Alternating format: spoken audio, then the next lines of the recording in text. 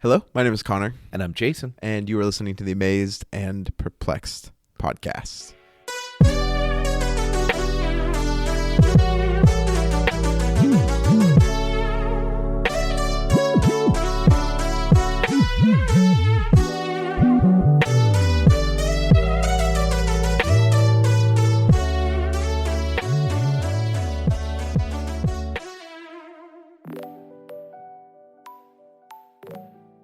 We are still in the life of Elijah, and we're in chapter 19 of 1 Kings.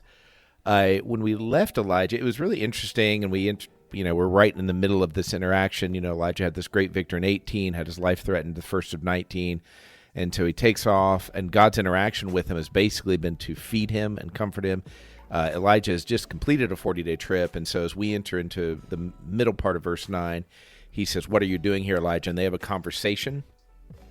And basically, Elijah feels very justified to feel depressed and down. There are all these facts. It's obvious. And then God says, no, not so obvious. You still have lots of purpose. And he sends him on his purpose. And at the tail end of the chapter, he goes and meets Elisha. So he's now going to be his protege. He's going to train him as a prophet. And it ends with Elijah kind of making that complete and committed. Elisha making it complete. He sets all the stuff on fire, burns the bridges, burns his ships, as it were, and then follows Elijah and became his servant. And so, as we consider this piece, it's a very, what I do love about this section is you go from all this action and you're doing a lot of internal work here. I think when we think about the stories of the Bible, we're drawn to the action scenes, and rightly so. There's a demonstration of God's power and man's choice of trusting or not trusting. But I love this because it's such an inner working dynamic. But yeah, what if this jumps out at you, Connor? What's significant about this interaction? Yeah, so I'll just read this part in verse 10 that I think it really gets to that idea of what you're talking about, where we see it's Elijah verbalizing to God his innermost feelings. But I also think it gives us validation. A lot of times I feel the pressure of like my innermost thoughts, my innermost beings. Like if I give word to those, if I am utterly and completely honest, not just with God, but with other believers and other people, then God's going to see me as, others are going to see me as weak. Others are going to see my concerns as invalid, or I have a warped perspective, and people are going to judge me for this. And so, I just want to read it because it's so breathtakingly honest, and I'm so glad that God put it in the Bible. So this is Elijah speaking. "I have been very zealous for the Lord God Almighty. The Israelites have rejected your covenant, torn down your altars, and put your prophets to death with the sword. I am the only one left, and now they are trying to kill me too." And so what I love about this is, one, there's a lot here that's true, but then there's also a lot of untruth in what Elijah is saying. He's not the only one left, right? He's not the only one followed. We've just talked about these other people. Yeah, and he knows because Obadiah told him. Yet, when you are walking through the valley, like this is exactly how you feel. This is and what is so empowering and so makes me just so happy that this is there is that there's a sense that what God always wants for us is to be rational and to give voice to the rational, if that makes sense. Mm-hmm. Like there's a sense that the godly thing to do in any moment is the rational thing. Mm-hmm. And I think, and again, like I don't think God is like, yay, Elijah, you're not seeing the full perspective. But what Elijah is doing is he's giving voice to what he feels on the inside, what his fear has shaped his thoughts into, and he's honestly putting them up to God, and he's honestly telling God how he feels. And this is just so, again, like it's such something we've talked about so much and touched on, specifically in this series. But God did not have to put this here. God did not have to put the honest ramblings and fearful ramblings of a faithful prophet of God, and yet he does, and he puts it here, and I just cannot be any more thankful for that. I love this, and I love God's response. I love first of all, this is, he's been saying this in his own head for over a month, because he had this, we kind of jump over the passage where he travels for 40 days and 40 nights, since God has fed him. And so now he's at this space, and finally God is like, what are you doing here? It's the first time he asks him a question. And I love, too, that Elijah says this 2 times, and it's funny because I've heard people make a lot out of the quiet whisper, and we even talk about, I'll hear people pray, help us to your quiet whisper, and I think that's really very reasonable, but Elijah doesn't care. Well, like, it's funny because he asked him that question. He said, what are you doing? And he's like, you did all these things, and I'm so abandoned. And then he says, go out, and all these crazy things happen, and then you hear him in the quiet whisper, and he's like, okay, now what are you doing here, Elijah? And Elijah's like, same. Didn't you hear me before? Well, and what I love about that is, like, there's this, I have this sense, right, like, of when I'm in a, like, it almost seems like Elijah's panicked here. Yeah. Like, if you've ever had a panic attack or been like around somebody that you love that had a panic attack, there's the sense, right, that if I get the right words, right, then like, or I do the exact right thing, then that will rescue them from the panic attack. And yet here we have the God of the universe, using this beautiful language, doing this different. And there's some things I definitely think it helps Elijah, but the immediate impact is not that it snaps Elijah out of what he's going through. Right. And yeah, I think that is just so important. I'm so glad you pointed that out. Well, and that's the thing. You'd said the godly person is the rational person, the one. All right, calm down. Let's get this right. And it's not that we're saying we're extolling, hey, be more Christian, panic, or be more Christian, be irrational. But God is like, I work with this individual. We're so much into labeling, and are you fulfilling the criteria here so that you can be a Christian? And God's like, it's just God doesn't use that language. He's like, this is the person I'm working with. And now, since the Spirit's been poured out on all of us, according to Acts 2, then he's working with all of us in the same way that he's working with Elijah here. It was unique at this point, but now he's working with all of us. And so he's like, yeah, your panic doesn't put me off. And it's the other thing, too, is if I show you something great, if you're like, I don't even know if I believe in God, I'm like, I want to go out here and show you this thing. And there's this tornado and there's this huge fire and, all this stuff happens. And then you hear this quiet whisper, and it sends like chills through us. I don't know the impact on Elijah. We just assume, whoa, this would be a big deal. And then you're like, I'm totally unaffected. I'll be like, what? And let's see another tornado, and let's see another earthquake. Yeah. Let's see, And God's like, yeah, I'm not bothered. He corrects him. He's like, look, you're not right. You don't have all the facts. But he's not mad that Elijah doesn't just immediately snap to and become rational and the good kid in the story. So there's this story, and I think Hannah will be okay with me telling it. We were, this was several years ago. It's too late. This isn't live, right, Jason? Oh, yeah. That's right. This is several years ago, before Indigo was born. We were on a road trip. We were like going to the Grand Canyon, and some of my fondest memories are of that trip. And I remember we had got up really early because although I am one of the most laid back people in the world, when I am when I am directing a trip, I am just outrageously anal about everything. And so I'm like, gotta get out of the most majestic part of God's creation as quick as possible. But we had camped on the rim the night before, and so we got up really early to leave. And so we're like, hey, there's these outlooks over the Grand Canyon if you've never been there before. And so we're like, hey, let's just eat our breakfast on one of these outlooks. And so we do that, and I eat way too quickly. I will almost certainly die one day alone because I scarfed down too many French fries too quickly. But I finished early, and I'm just like in awe. Like I'm just like, we're seeing the sunrise over the canyon, and I'm here with like the love of my life. She's so beautiful. I'm watching the sun come up on her face as she wore my hoodie because she didn't realize that it was really cold at the Grand Canyon, and so I got to be cold and she got to wear my hoodie, and I was just so filled with like awe of God's creation and love, and it was just like the most harmonious feeling that I had. And I remember I thought we were just sitting in quiet, just enjoying each other's presence, and Hannah looked at me and was like, "You're done? Let's go." And and I remember you're about to break into song. Yeah, I felt like the birds are going to start singing. I'm going to start levitating. Suddenly there are going to be other like people choreographed dancing around me.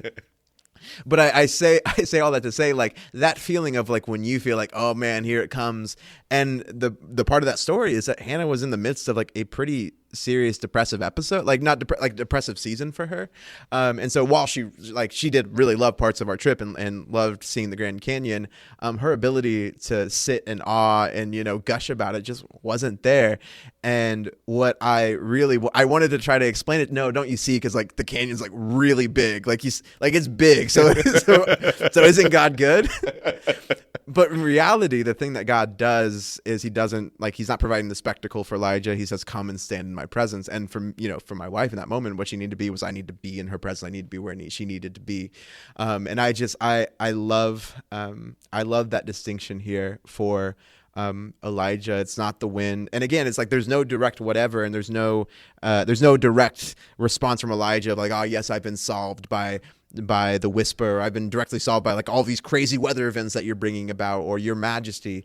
But yet the remedy for all of this, of his despair, of his fear, is God says, come and sit or stand in my presence. Yeah, that's interesting. And I want to walk that out just a little bit, as far as, because I think it's such a tremendous example. We see it with Elijah. You're experiencing in that memory with Hannah.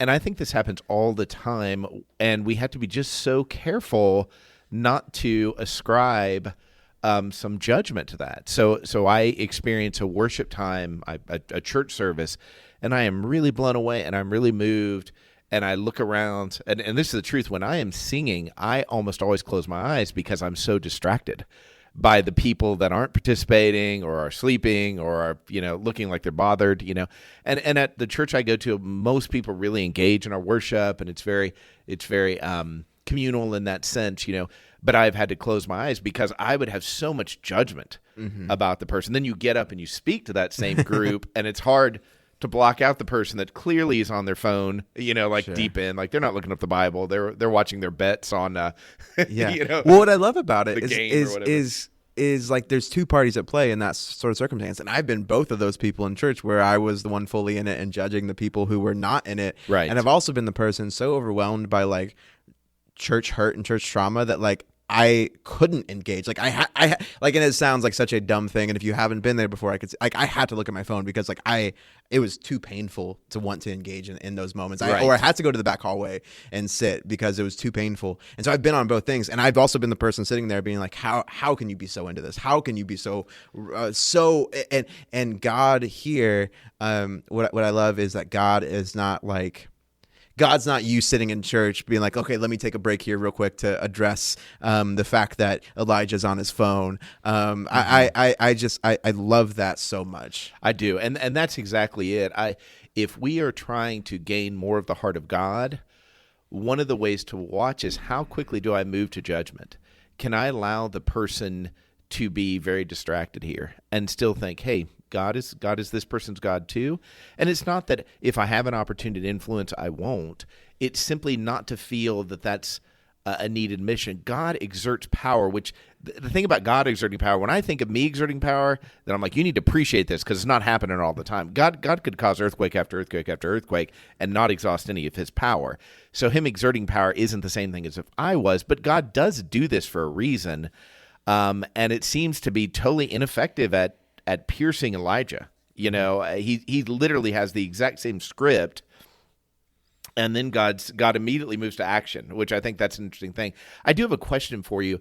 What do you make of the choice of doing that? If he's going to speak in a small whisper, why speak in a small whisper? And this may be very elementary to you, but Sure. But I am curious, why have all these cataclysmic things happen, really destructive things happen, and then have the whisper? Because God knew it wasn't going to impact Elijah, at least not initially. Now, of course, we don't know, is the first time Elijah's saying it, he's like super passionate and very angry. And the second time, he's just kind of going through the motions. We don't know what effect it had. But I'm curious, why do you think God did it that way? Man, God should have just waited to write the Bible until podcast technology was around. Truly, we would have cleared that all up. The ultimate. So man, here's my take on it, and take it with a grain of salt. My understanding is that in ancient writing, it was not uncommon for the gods, whether that be Baal or any of the other divine creatures, when their presence came and these cultures would write about them, they would write with they came with a thunder, or they came with lightning, they came with all these other things. And so I wonder here, because obviously, like, Elijah is in despair because, like, nobody in his mind, everyone else has abandoned Yahweh for all these other gods, and it's still the case. Like, is Yahweh speaking to here and saying, listen, yes, I can do all the things that the other gods do, but I am also different. Like one thing I read, and I just happened to read a note on this morning, so it's, maybe it's true. I didn't get a chance to fact check it or not. According to this study, there is not a record in history of any of these ancient Middle Eastern gods, of any of these gods' presence coming with the sound of a whisper. So what I wonder here, and what maybe these much smarter people than us would put forward, is this another chance of God reminding Elijah, like, hey, not only do I have the power, I'm also different. I'm also a different kind of God than Baal, and a different kind of God than these other things that you see all these other people worshiping. So that definitely could be a piece of it. That's good. I mean, I really appreciate that. I am fascinated with the carbon copy response both times, and then the quick turn, because when you get to verse 15, God immediately, he's like, and I'm the only one left, and now they're trying to kill me too. And he's like, okay, so here's what we're going to do. It's like, all right, there's no real answer. He's like, I need you to go back the way you came, because he traveled for 40 days. Go back to this desert. When you get there, you're going to anoint this king, and you're going to anoint this guy, and you're going to do this thing, and then you're going to find Elisha. And you don't have to fear, because they're going to put everybody to the sword. That's another thing that's interesting about this passage, is that God's reassurance here involves violence. Jehu will put to death any who escaped the sword, and Elisha will put to death any who escaped Jehu's sword, and I still reserve 7,000 in Israel. So he is speaking specifically to Elijah's fears, both fear of violence and then also fear of just numbers, which is interesting, because it's 41, 42 days ago, he observed the people rise up and kill all these prophets of Baal. And now he's frightened. And I would have, if you would have asked me in that context, okay, who is Elijah frightened of prior to that event? And I would say, well, the prophets of Baal, they are kind of this expression of control of the country. Like through them, Jezebel is controlling, the country, and now they're gone, So you would think that Jezebel really lost that picture of her power, and yet she's like, no, you're going to die. And that was all it took to put Elijah in this motion that's occupied every waking thought for over a month. And now God is like, look, calm down. I've got this. You're going to go and you're going to do this and this and this, and you have nothing to fear. And I have so many people reserved. And then Elijah goes. And I think it's a fascinating turn. It's funny because 5 minutes earlier, Elijah had been like, I ain't going. And now it's like, bang, bang, bang. Okay, now I'm going. Yeah.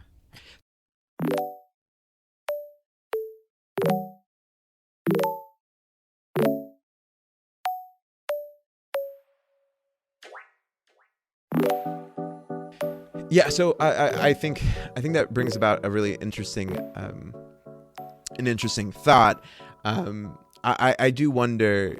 I know for you in your life, you've your beliefs, while centered in the person of Jesus and his work on the cross, those haven't shifted and those haven't changed. A lot of the secondary issues that Scripture speaks to, your beliefs and opinions have altered in terms of what God's picture for his community and for our lives has changed. When those like secondary things have started to shift and change for you, did you ever have an experience like maybe Jezebel here, where like evidence was directly presented to you and you've held on even firmer?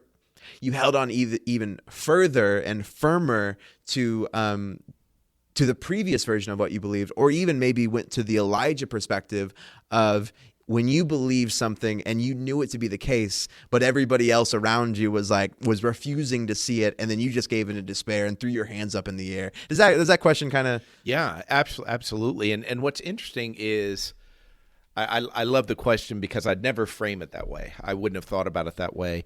I think, we're very much challenged when we receive God, which is such a weird thing to even say, but when you receive your faith and you make a decision, or you even realize, okay, it's not mine yet, and a lot of times this comes up in, high school kids moving into adulthood, and we talk a lot about having a projected faith, like it's somebody else's faith, and you trust them until you've taken on their faith. But if you don't go through a process of, now they call it deconstruction, Back then it was simply living your life, I guess. But if you don't go through a process of, okay, do I believe this part? Do I believe this part? Do I believe this part? And in a lot of contexts, you don't have the freedom to do it. Like in order to even go through that process of deconstruction, there's a sense that you've got to give up all your relationships, or you can't go to this church anymore to ask those questions, kind of thing. It's interesting that God does that regularly with people. Elijah had a very specific way that he understood God. And some of it was really healthy and some of it wasn't. And it's just like your description of why did God, he sent this. It's obvious he's causing all this stuff to happen, these natural disasters as we would talk about them, or acts of God, maybe better said. And yet God's, quote, not in them, which means he's not signaling with those, which is very much carries the description you gave about this is how that the other people talk about their gods. God's not like that. He could do it, but he's not like that. He has done it before. He has done it. Yeah, he brought a fire. But for Elijah in this moment, that's not what he needed. That's what yeah, exactly right. And so for us, it's funny because I would never even have put myself in the category of receiving something from God, a clarity from God that I didn't have. And I've been on both sides of it for sure. I remember working with a missions program, and the students would suggest things, and I would just be like, go back to class. like I'd be like, we're not talking about that right now.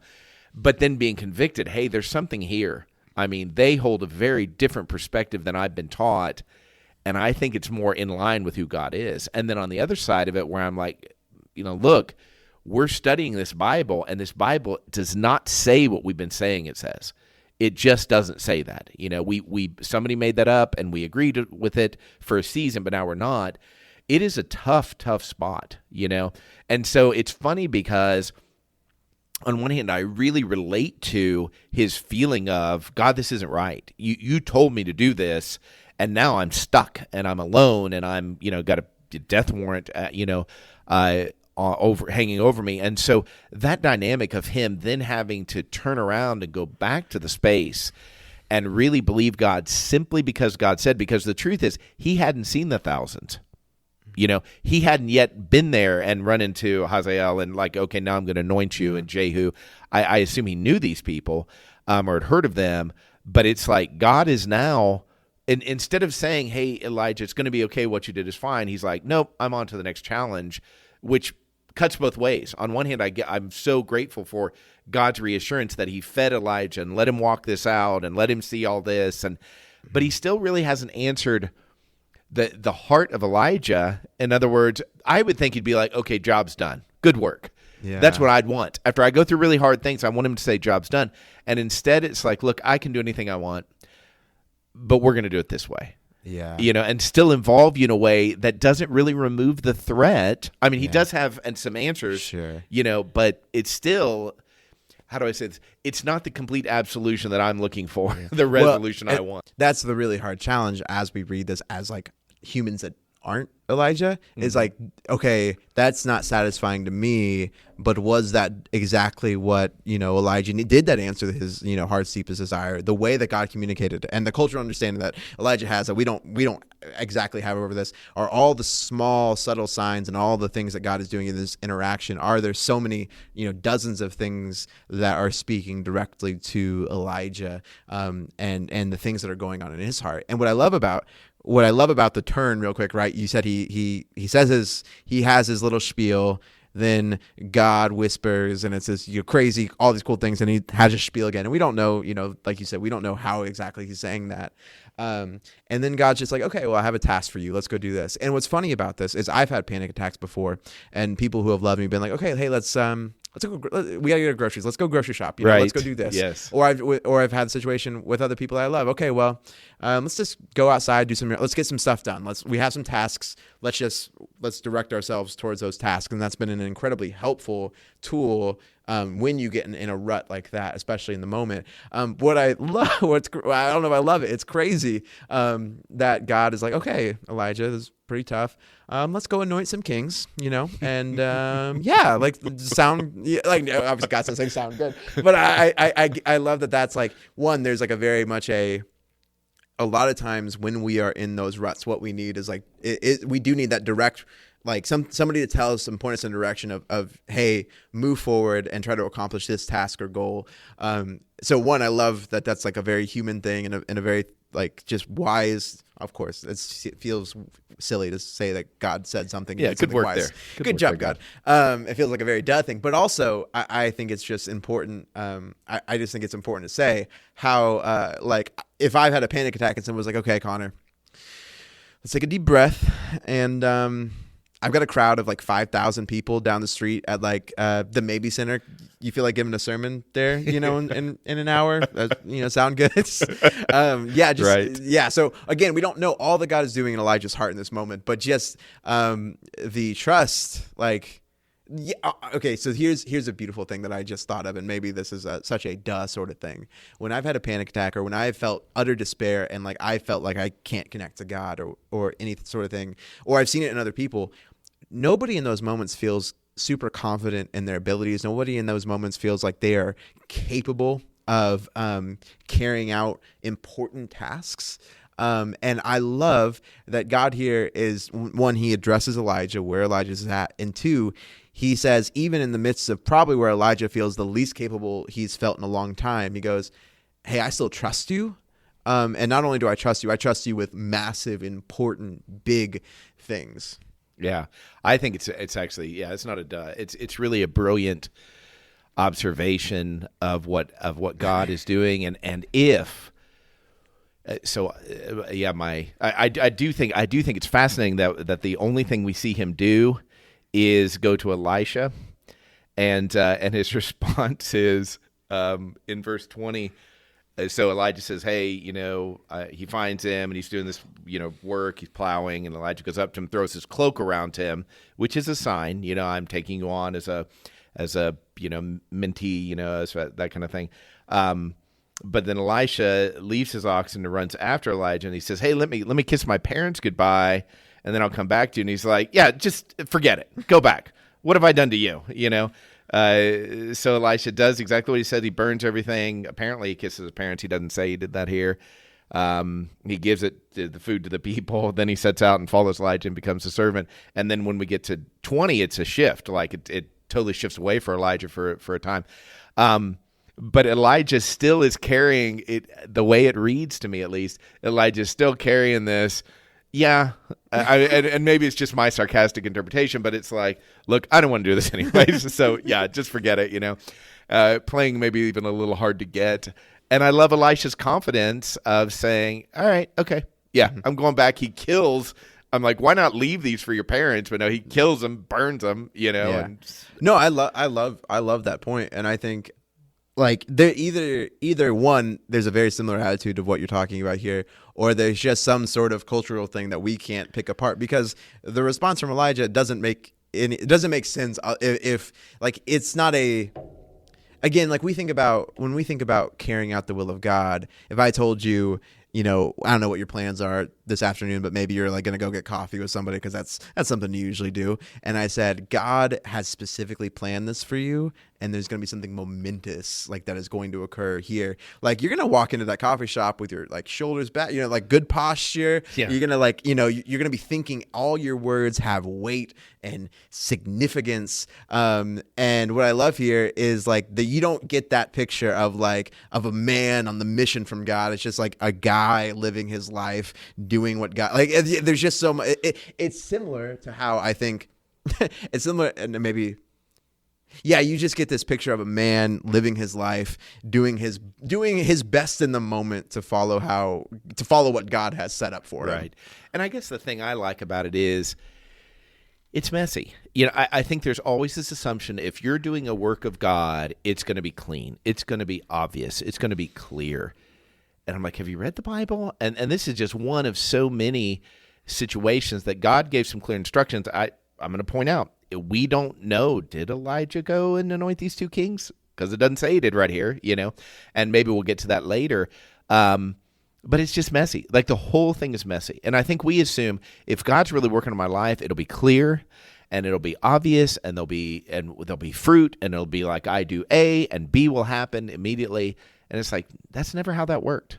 You know, God's not confused. God sees it clearly, but humans don't. Yeah. And I love this whole interaction. And what I'm taking away is that fact that, just because I feel uncertain of how this goes, I know enough. I know God loves me. I know God's working through me. He's made that promise. I know He's put these people in my life, whoever it is, and I have these opportunities. And faithfulness says I show up, I do my best, I'm trusting in Him. But if it goes sideways, if it doesn't go the way I think, if the people don't respond how they should, if I get hurt, if I'm scared, if all these things, God's like, that's how we do this. And sometimes I have a view of God that is very sanitized and maybe even not that powerful, and it's going to be logical. And the wonderful thing about life is the things I remember are usually the chaotic. They're the things that didn't go right. But then when I look ahead, I anticipate, well, it'll just go so smooth. And I'm like, it never's gone smooth. Like, it's never worked that way. God always intervenes in the middle of messes, and He's not thrown. He's not like, well, had you not walked for 40 days, we would have been right next door to these people. But now you're going to, He's like, go back the way you came, and here's what we're going to do.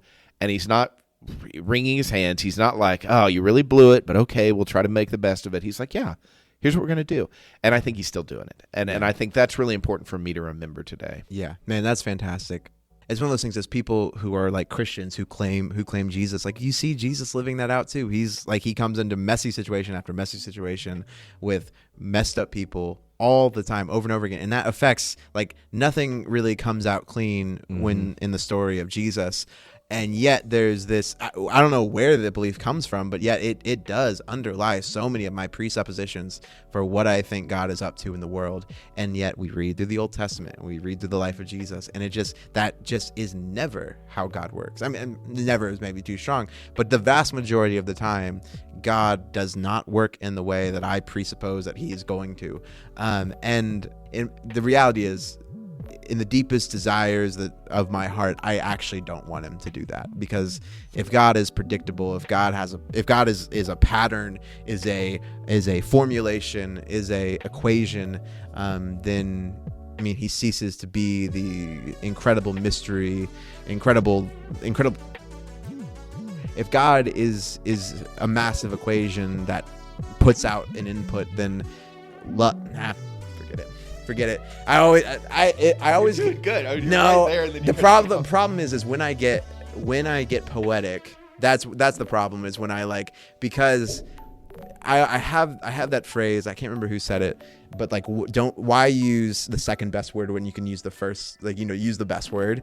And so when I'm prone to those moments where, and again, this is the messiness this is the messiness of you gotta leave all this in. There's I know there's a word there that is going to perfectly encapsulate it. Yeah. And maybe God is maybe every time I have to spend an extra 20 minutes editing the podcast because I can't spit out what I'm trying to say, God is purposely trying to teach me about the messiness of his creation. So whether I leave all of that in or not, or make it sound a little bit better to make me sound a little bit smarter, man, I pray that this episode blessed you and encouraged you, and just helped you realize that, man, God shows up in the messiness. And so if you look around and you see chaos, you see messiness, you see a gentle whisper, God has something for you there. God's going to show up. Grace, peace, and love.